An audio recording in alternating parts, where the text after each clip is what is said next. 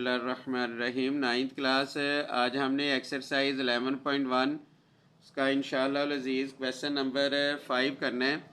Question number 5 में हमने triangle construct करनी है जिसमें बी सी जो है वो 5 सेंटीमीटर है और सी डी दिया हुआ है 4.7 सेंटीमीटर। इन दोनों में से हमने एक लाइन सेगमेंट ड्रा करनी है।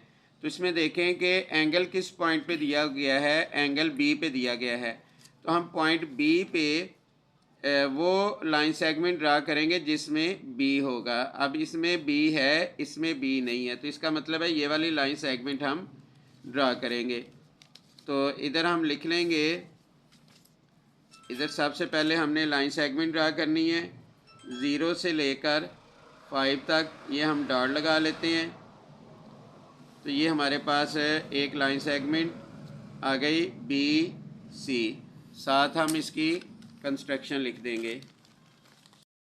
अब उसके बाद हम बी पे 62 का एंगल बना लेंगे। ये हमारे पास पॉइंट बी है, या हमने 62 डिग्री का एंगल बना लेना है।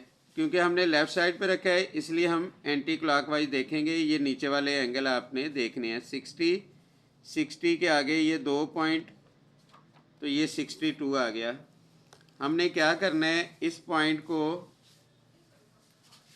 इससे इस तरीके से हमने मिला देना है। तो इसकी हम कंस्ट्रक्शन लिख लेंगे। हमने इसके साथ कंस्ट्रक्शन लिख दी। उसके बाद नेक्स्ट ये लिखा हुआ है 4.7। तो हमने क्या करना है, 4.7 सेंटीमीटर की ये कंपास ओपन करेंगे। यहाँ तक हमने कंपास ओपन करनी है। तो इसमें देखें ये लिखा हुआ है सी डी, डी नहीं है लेकिन हमारे पास पॉइंट सी है।